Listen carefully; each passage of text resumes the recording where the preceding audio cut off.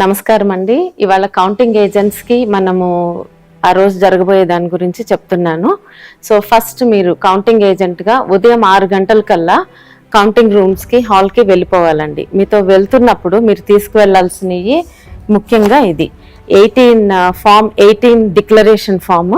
ఇక్కడ మీరు ఆ రిటర్నింగ్ ఆఫీసర్ దగ్గర సంతకం చేయాల్సి ఉంటుంది. సో ఈ ఫామ్ తీసుకువెళ్ళండి. తర్వాత మీకు ఐడి ఇస్తారు, ఐడి బ్యాడ్జ్ అదొకటి. తర్వాత Aadhaar or any photo ID, అలాగే ఒక బుక్లెట్ ను పెన్ మీరు నోట్ చేసుకోవడానికి. మీ దగ్గర 17C ఫామ్స్ ఉంటే గనక పోలింగ్ బూత్వి అవి ఇవన్నీ తీసుకోండి. ముందే భోంచేయండి, టాబ్లెట్స్ తీసుకొని లోపలికి వెళ్ళండి. సెల్ ఫోన్స్ తీసుకువెళ్ళొద్దు. ఒకసారి కౌంటింగ్ ఏజెంట్స్ మీరు లోపలికి వెళ్ళాక బయటికి రావడానికి ఉండదు. సో అలాగే మీ బ్యాడ్జ్ మీద ఉన్న నెంబర్, అంటే మీకు ఏ టేబుల్ నెంబర్ అనేది ముందే తెలుస్తుంది, ఏ టేబుల్ నెంబర్ వద్ద కూర్చుంటారో. సో మీరు ఆ టేబుల్ దగ్గరే కూర్చోవాలి, ఇంకెక్కడికి తిరగడానికి ఉండదు. సో ఇప్పుడు లోపలికి వెళ్ళాక కౌంటింగ్ హాల్ సెటప్ గురించి చెప్దాము. సో మీరు లోపలికి సైన్ చేసి వెళ్ళాక ఇలా హాల్లోకి వెళ్ళాక ఇదంతా రెడ్ కలర్ లో ఉన్నది ఫెన్స్ ఉంటుందండి. అంటే దీని లోపల ఓన్లీ ఎలక్షన్ కమిషన్ అపాయింట్ చేసిన వ్యక్తులు మాత్రమే ఉంటారు. మీరు కౌంటింగ్ ఏజెంట్ గా కూర్చునేది ఈ ఫెన్స్ బయట. ఇక్కడ చైర్స్ ఉంటాయి మీకు. మీ టేబుల్ నెంబర్ ఏదో చూసుకోండి, ఇలా 1 2 3 దాని ఎదురుగా వెళ్ళి అక్కడ కూర్చోవాలి. సో ఫస్ట్ రోలో జాతీయ పార్టీలకు సంబంధించిన వాళ్ళు కూర్చోవచ్చు, సెకండ్ రోలో స్టేట్. సో ఇక్కడ కూర్చుని మీరు నోట్ చేసుకుంటారు ప్రక్రియ అయ్యే వరకు.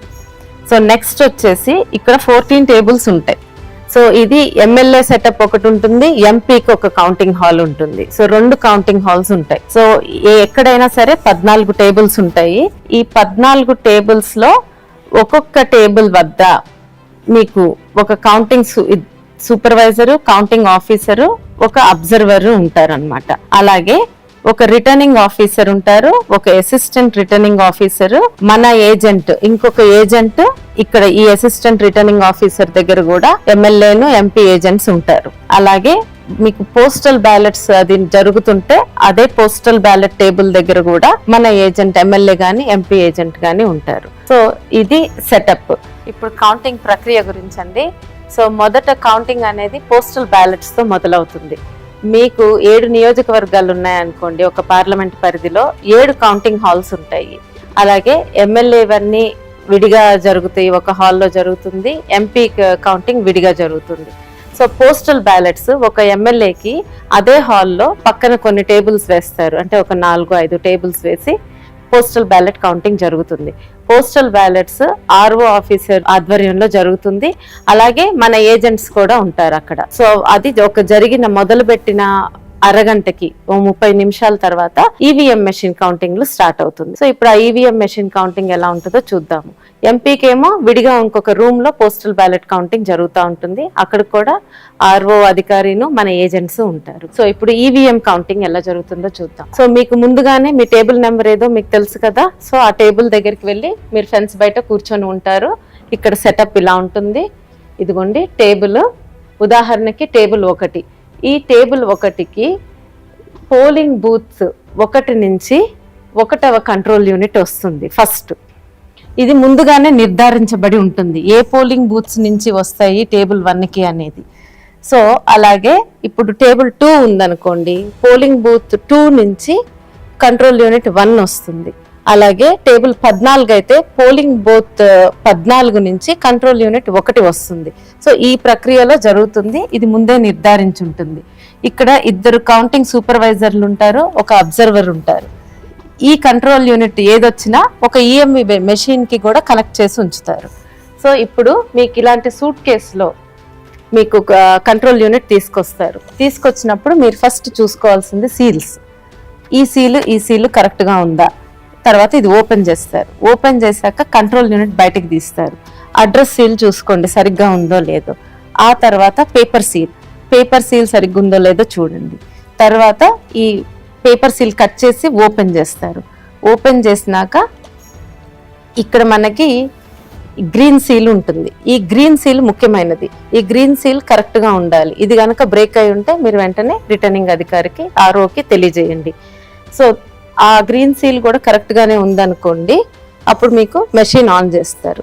మెషిన్ ఆన్ చేశాక రిజల్ట్ బటన్ నొక్కే ముందు మీకు ఈ సూట్ కేసు ఉంది కదా, దానిలో 17C బయటికి తీస్తారు.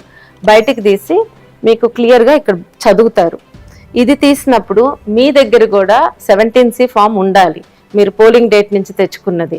అది లేకపోతే మీకున్న పేపర్లో ఆ ఇన్ఫర్మేషన్ ఉంటే గనక మీరు దాన్ని సరిచూసుకోండి. ఇక్కడ ముఖ్యంగా పోలింగ్ బూత్ నెంబర్ చదువుతారు, అది చూసుకోండి. ఆ తర్వాత నెక్స్ట్ కంట్రోల్ యూనిట్ నెంబర్ చదువుతారు, అది కూడా మీతో సరిగ్గా ఉందో లేదో చెక్ చేసుకోండి మీ దగ్గర ఉన్న 17Cలో. తర్వాత టోటల్ ఓట్స్, అంటే ఆ బూత్లో టోటల్ ఓట్స్ ఎన్నైనాయో చూపిస్తారు, ఆ నెంబర్ కూడా మీరు నోట్ చేసుకోండి. ఫస్ట్ ఇది మీరు చేయాల్సింది.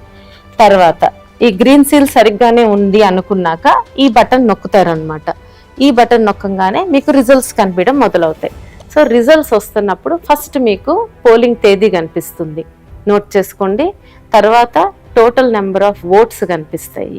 ఆ టోటల్ నెంబర్ ఆఫ్ ఓట్స్ మనకి ఇప్పుడు ఈ 17Cలో మీరు ముందు చూసుకున్నారు కదా, ఆ ఓట్స్ నెంబర్ కరెక్ట్ టాలీ అవ్వాలి. ఒకవేళ అది టాలీ అవ్వలేదనుకోండి, వెంటనే ఆర్ఓ ఆఫీసర్కి తెలియజేయండి. అప్పుడు టాలీ అవ్వకపోతే ఆయన వచ్చి ఆ మెషిన్ని మళ్ళీ పక్కకు తీసుకువెళ్తారనమాట. తీసుకువెళ్ళి మీరు ఆ రౌండ్ ఖాళీగా ఉంటారు. తర్వాత ఈ రిజల్ట్స్ స్టార్ట్ అవుతాయి, కనిపించడం స్టార్ట్ అవుతుంది మీకు. ఆ క్యాండిడేట్ 1, 2, 3 నోటా వరకు రిజల్ట్స్ డిస్ప్లే అవుతాయి. మీరు ప్రతిదీ మీ క్యాండిడేట్ది ముఖ్యంగా చూసుకొని అన్నీ నోట్ చేసుకోండి, నోటాతో సహా నోట్ చేసుకోండి. ఇవన్నీ ఏం ప్రాబ్లం లేకుండా జరిగిపోతే మీరు నోట్ చేసుకుంటున్నట్టే ఈ కౌంటింగ్ సూపర్వైజర్ కూడా 17C Part 2 ఫిల్ చేస్తూ ఉంటారు, మీతో పాటు అన్ని రిజల్ట్స్ నోట్ చేస్తారు. మీకు ఒకవేళ రిజల్ట్స్ మళ్ళీ చూడాలనుకుంటే రిటర్నింగ్ అధికారిని అడిగితే ఆర్ఓని మీకు మళ్ళీ రిజల్ట్ బటన్ నొక్కితే మళ్ళీ అన్నీ కనిపిస్తాయి. ఒకవేళ ఇదంతా సవ్యంగా అయిపోయింది, అందరూ అగ్రీ అయ్యారనుకోండి, ఒప్పుకుంటే మీకు కౌంటింగ్ సూపర్వైజర్ 17C Part 2 సంతకం పెట్టమని అడుగుతారనమాట. సో దానిలో మీకు ఆ కంట్రోల్ యూనిట్ నెంబర్ కూడా రాసి, అవును ఇది ఇదే కంట్రోల్ యూనిట్లో జరిగింది కౌంటింగ్ అని చెప్పి మీరు సంతకం పెడతారు. అందరూ సమ్మతమే అయితే ఆ పేపర్ తీసుకెళ్ళి కౌంటింగ్ సూపర్వైజర్ ఆర్ఓకి అందజేస్తారు. ఆయన అది కూడా సరి చూసుకొని కరెక్ట్గా ఉంటే మైక్లో అనౌన్స్ చేస్తారు. బోర్డు మీద కూడా ఈ రిజల్ట్స్ అన్ని డిస్ప్లే చేస్తారు. ఇదంతా జరిగితే ఒక రౌండ్ ప్రక్రియ కంప్లీట్ అయినట్టు. సామాన్యంగా ఈ రిజల్ట్స్ అనేది 2-3 నిమిషాల్లో అయిపోతుంది, కానీ ఈ చెకింగ్ అంతా అవ్వడానికి మినిమం అరగంట పడుతుంది. సో దాంతో ఒక రౌండ్ అయినట్టు. ఆ రౌండ్ అయిపోయాక నెక్స్ట్ ఈ అనౌన్స్ చేసిన పేపర్ ఈ 17C Part 2ని ఇంకొక ఆఫీసర్కి ఇస్తారు. అది Form 20లో ఇదన్నీ భద్రపరుస్తారు. Form 20ని బట్టే మనకి తర్వాత క్యాండిడేట్స్కి అందించేది, దాన్ని బట్టే మన డిక్లేర్ చేసేది రిజల్ట్ని. సో ఇప్పుడు ఇదంతా అయిపోయాక మళ్ళీ మీ టేబుల్కి పోలింగ్ బూత్ 1 నుంచి సెకండ్ కంట్రోల్ యూనిట్ వస్తుందన్నమాట. సో అట్లా రెండో రౌండ్ ఆ నియోజకవర్గంలో ఉన్న పోలింగ్ బూత్స్ అన్ని కంట్రోల్ యూనిట్స్ అయిపోయే వరకు ఈ ప్రక్రియ కొనసాగుతుంది, అన్ని రౌండ్స్ అవుతాయి. మొత్తం నియోజకవర్గంలో అన్నీ అయిపోయినాయి అనుకోండి, మీకు లాస్ట్లో ఒక వీవీప్యాట్ మెషిన్ ఒక 5ని లాటరీ సిస్టంలో తీస్తారు. తీసి ఇక్కడే మీకు పక్కన ఇంకొక గదిలో మీ అందరికి కనిపిస్తుంది, అక్కడే వాటిని కౌంట్ చేస్తారు. ఆ పేపర్ స్లిప్స్ అన్ని కౌంట్ చేస్తారు. అవి దానికి సంబంధించిన కంట్రోల్ యూనిట్లో నెంబరు సరిగ్గా ఉందనుకోండి, దాంతో కౌంటింగ్ ప్రక్రియ కరెక్ట్గానే ఉందని నిర్ధారిస్తారు. సో ఇప్పుడు ఏమేమి సమస్యలు రావచ్చు, ఒకవేళ మీకు ఈ కంట్రోల్ యూనిట్స్ తెచ్చినప్పుడు సీల్స్ సరిగ్గా లేకపోయినా, ఏ సీల్ లేకపోయినా రిటర్నింగ్ అధికారికి ఆర్ఓకి తెలియజేయండి. సో ఈ గ్రీన్ సీల్ వరకు బాగానే ఉంటే మీకు యాక్చువల్లీ ముందు కంటిన్యూ చేస్తారు. ఒకవేళ గ్రీన్ సీల్ బ్రేక్ అయి ఉందనుకోండి, ఆర్ఓకి తెలియజేయండి. ఆయన అది తీసుకువెళ్ళి ఆ కంట్రోల్ యూనిట్ తీసుకువెళ్ళి దానికి సంబంధించిన వీవీప్యాట్ మెషిన్ని తెప్పిస్తారు. అదంతా ఈ కౌంటింగ్ అయిపోయాక చేస్తారు. లాస్ట్లో తెప్పించి దానిలో స్లిప్స్ కౌంట్ చేసుకుంటారు. తర్వాత ఇది ఆన్ అవ్వలేదు, మీరు ఆన్ బటన్ నొక్కినా కూడా కంట్రోల్ యూనిట్ ఆన్ అవ్వలేదు, ఆర్ఓకి తెలియజేయండి. ఆయన బ్యాటరీ తీసుకొచ్చి పెడితే అది ఆన్ అయితే కౌంటింగ్ కంటిన్యూ అవుతుంది. లేదు అది వేసినా కూడా ఆన్ అవ్వలేదు అనుకోండి, కంట్రోల్ యూనిట్ని పక్కకు తీసుకెళ్ళి పెడతారు. సేమ్ మళ్ళీ వీవీప్యాట్ మెషిన్తో స్లిప్స్ కౌంట్ చేస్తారు. రెండవది మీకు టోటల్ ఓట్స్ 17C ఫామ్ మీద టోటల్ ఓట్స్ కౌంటింగ్ కంట్రోల్ యూనిట్లో టోటల్ ఓట్స్ తేడా ఉందనుకోండి, అంటే ఎక్కువ ఉన్నాయనుకోండి కంట్రోల్ యూనిట్లో, అంటే మాక్ రిజల్ట్స్ ఏమన్నా ఇరేజ్ చేసి ఉండకపోవచ్చు. ఆ యూనిట్ని కూడా తీసుకువెళ్ళి రిటర్నింగ్ అధికారి ఆర్ఓ టేబుల్ మీద పెడతారు. దానికి సంబంధించిన వీవీప్యాట్ మెషిన్ని కూడా తెచ్చి దానిలో ఉన్న బ్లాక్ ఎన్వలప్లో పాతవి ఉంటాయి మాక్ రిజల్ట్స్, అవి కౌంట్ చేసి దాని వరకు సబ్ట్రాక్ట్ చేస్తారనమాట. అప్పుడు రిజల్ట్ అనౌన్స్ చేస్తారు.